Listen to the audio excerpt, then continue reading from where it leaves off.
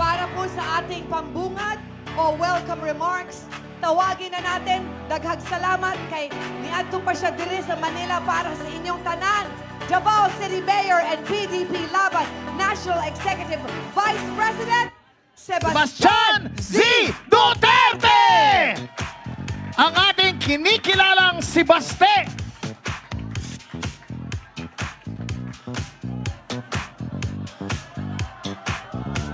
Palakpakan po natin uli, Sebastian Z. Duterte! Nakikiusap po ako sa mga tao dito. Please, upo lang po. Upo. Sa ating pinakamamahal na Pangulo at Chairman ng Partido Demokratiko Pilipino, Pangulong Rodrigo Roa Duterte, sa lahat ng mga kasapi ng PDP, mula sa mga opisyal at mga miyembro sa buong Pilipinas, sa ating mga kapwa Pilipino, isang makasaysayang araw sa ating lahat. Taos puso ako nagpapasalamat sa bawat isa sa inyo sa patuloy na pagtitiwala sa Partido Demokratiko Pilipino at sa mga advokasya na ating ipinaglalaban. Isang malaking karangalan na makasama kayo sa hadikain na maiangat ang ating bansa at ang buhay ng bawat Pilipino. Ang PDP ay maninindigan hindi lamang para sa atin na nandito ngayon, kundi para sa bawat Pilipino na siyang tunay na lakas at pundasyon ng ating partido. Higit 4 na dekada ang nakaraan na buo at nanindigan ng PDP laban upang tutulan ang mapang-abusong rehimeng Ferdinand Marcos Sr. Ngayon, ang buhay at kinabukasan ng mga Pilipino ay nalalagay na naman sa alanganin. Habang nagsusumikap tayong humakbang patungo sa isang maunlad na bukas, ay pilit naman tayong hinihila pabalik ng administrasyong ni Ferdinand Marcos Jr.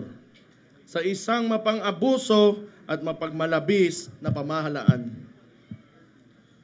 Minsan na nating naipakita at napatunayan na kaya nating ayusin ang sistema ng ating pamahalaan sa pamumuno ni Pangulong Rodrigo Duterte. Pinatunayan natin na kaya nating magsilbi sa bayan na may disiplina, sa sarili, walang kalabisan at walang pang-aabuso lalo na sa pera ng taong bayan. Huwag nating sayangin ang mandato na ibinigay sa atin ng ating mga kababayan. Huwag nating sayangin ang mga buhay na itinaya ng ating mga kapwa Pilipino, lalo na ng mga pulis at sundalo, para lamang maipaglaban ang kapayapaan at kalayaan ng ating bansa. Bilang mga lingkod bayan, tungkulin nating ibigay sa mga Pilipino ang buhay na masagana, bansang mapayapa at lahing maipagmamalaki sa buong mundo. Bilang mga tunay na kasapi ng PDP at boses ng mga Pilipino, patuloy tayong makikilahok, magsasalita at makikipaglaban. Mga kapatid, nagsisimula pa lamang tayo. Mahirap at mapanganib man ang landas na ating tatahakin, hindi ito mapapawi ang nagliliyab nating mga damdamin para sa isang mapayapa at maunlad na bansa. Hindi tayo uurong, patuloy tayong hahakbang para sa karangalan ng mga Pilipino at ng buong Pilipinas. Walang makakapigil sa atin kapag tayo ay magkakaisa at buong pusong mag-aalay ng ating buhay para sa kinabukasan ng ating pinakamamahal na bayan. Ipaglaban natin ang kinabukasan ng mga kabataan. Ipaglaban natin ang kapayapaan. Ipaglaban natin ang malinis, tapat at makatao na pamahalaan. Ipaglaban natin ang ating bayan. Mabuhay ang PDP!